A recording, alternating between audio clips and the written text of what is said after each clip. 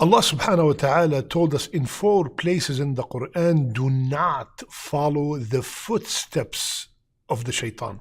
لا تتبعوا خطوات الشيطان.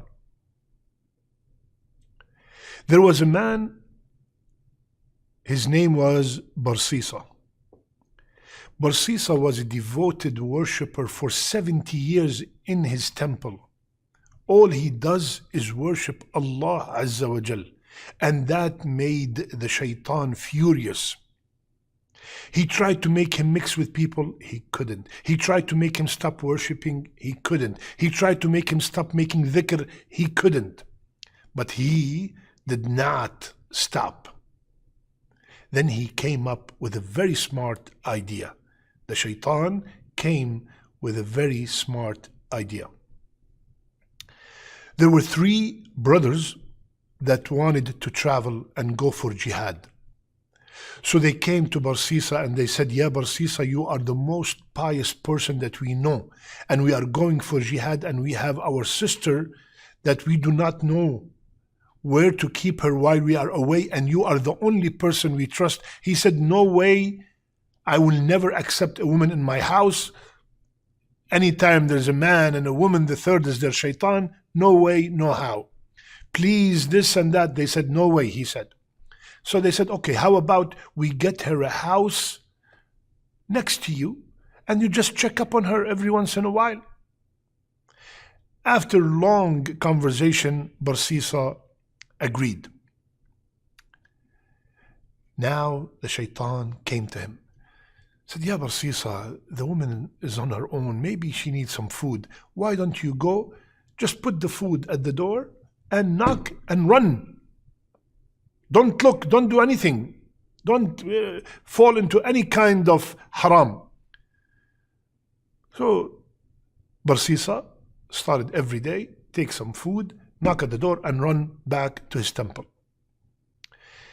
Few weeks later, the shaitan came and yes, Barsisa, what if the woman, something's wrong with her, maybe she did not pick up the food, maybe she left the house.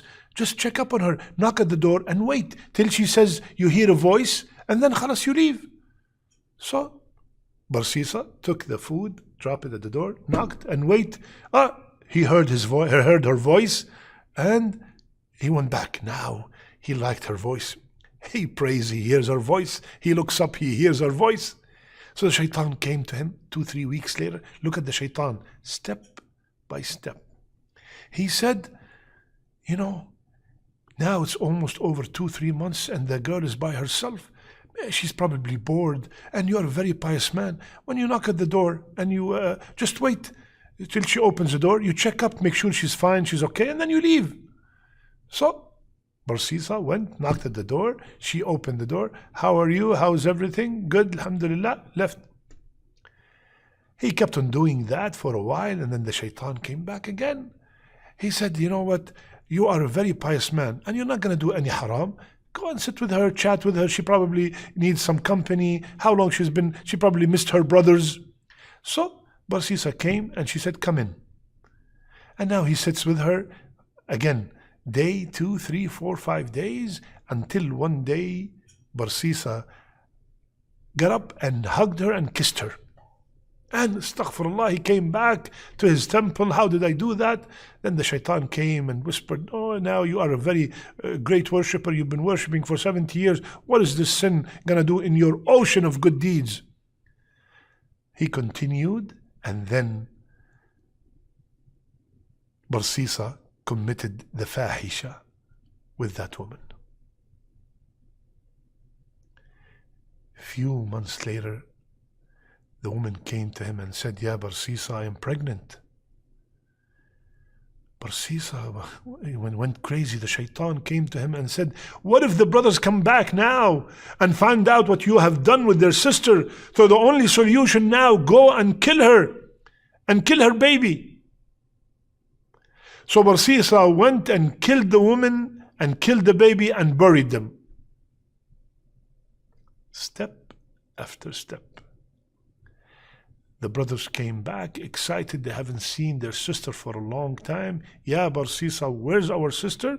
He started crying. Your sister got very sick and she died and I buried her. They thanked him and everything and they went. When they went, the Shaytan came to every single one of them and told him that this guy is lying. And to prove that he's lying, go and check this place. You will find that your sister got pregnant from him and she had a baby. So when they got up and they said, oh, we all saw the same dream, they all went to that same place and they found their sister right there buried and a baby next to her. They went and they got Barsisa and he confessed. And they were so furious that they wanted to kill Barsisa. Shaytan came to him and he said, you know who I am? I'm the one who whispered to you from day one, and now they're going to kill you, and I can save you. So Barsisa said, how? What should I do? He said, make one sajda for me and I will save you. So Barsisa made sujood to the Shaytan, and the brothers killed him. So he died on shirk. After 70 years of strict worship, died on shirk. My beloved brothers and sisters, this is how the Shaytan works. Step by step, he comes to the boy and he tells him, look at that girl. First look, and the girl looks back, and then one text, and then one meeting. No, don't meet in private. No, meet in a public library. Everybody can see you. And then maybe one day the library is closed. Let's go to the coffee shop. And we are studying, we're just sharing information. We're not doing anything. And then, one touch of the hand and this, and until something evil takes place. This is how the Shaytan works. My brother, if you are interested in a girl, if you are interested in meeting a girl, you go and you contact her father, you contact her wali, and if she is available, then you tell your parents to go officially and ask for her hand in marriage. Exactly what you want to be done to your sister or to your daughter in the future. The Shaytan comes to the person he used to pray immediately right after the adhan. Yalla, it's okay, finish the game first, finish that basketball, finish that. And then he start delaying. And then all of a sudden he start combining Dhuhr and Asr together. And then he prays for no reason. And he combines Maghrib and Isha. And then all of a sudden he combines all the salawat together. And the Shaytan comes and tell him, at least you are still praying. There are so many people do not pray. It's okay, keep combining them all at Isha. At least you're still praying. There are so millions of people do not pray. You are still praying. And then he stops that, and then he stops Jum'ah. All of a sudden, step by step, the person will stop completely praying. He comes to the person that is pious like you, my brother, like my sister. You are very righteous and you are praying and you are doing all the ibadat that you can, and even doing some optional fasting, optional sadaqat, tahajjud. He comes to you. He will never give up. He comes to you.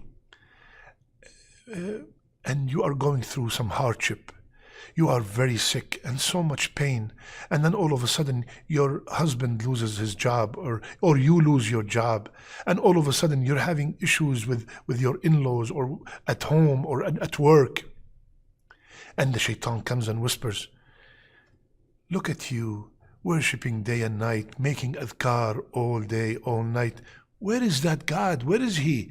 How is He letting you suffer so much? What kind of God make you suffer? What kind of ilah? What kind of Allah is this? After all that ibadat that you're doing, all the money you donated, all the umrah you went, all the qiyam that you have performed, all the fasting, and look how Allah subhanahu wa ta'ala, look how Allah azza wa jal is treating you. What kind of ilah is this? And he start putting doubt in the rahmah of Allah. He start putting doubt in the wisdom of Allah azza wa jal. And then you start saying, yeah, maybe, why? I'm such a good person. Why these things are happening to me? Subhanallah. Be very careful, my brother. Be very careful, my sister. Or he comes to the righteous person and he makes him feel very proud of himself. He makes him feel like, the marad, the disease of ujub. The person starts thinking that he is the one performing qiyam because of his efforts. He is the one who's attending every salat in the jama'ah. He is the one who's memorizing because me, I am a good person. He forgets that all these blessings from Allah Azza wa Jal. So he comes from that path that to make the person even show off or feel that he is conceited. And that will destroy the amal. So my brothers and sisters, the main lesson today is be very careful of the footsteps of the shaitan. The shaitan does not come and tell you, do this major sin right away. Step by step. And keep in mind that the shaitan is extremely patient. This method did not work. He has 70,000 more methods. May Allah protect us all from the shaitan. May Allah subhanahu wa ta'ala protect us from his tricks. Constantly say, A'udhu billahi minash shaitan rajim. Constantly repeat that statement and ask Allah to protect you from the shaitan, from the shayateen of jinn and from the shayateen of humans. May Allah subhanahu wa ta'ala make our last deeds our best deeds and our last words La ilaha illallah. Love you all for the sake of Allah. Subhanakallahumma bihamdik. Nashhadu an la ilaha illa ant. Nastaghfiruka wa natubu ilayk.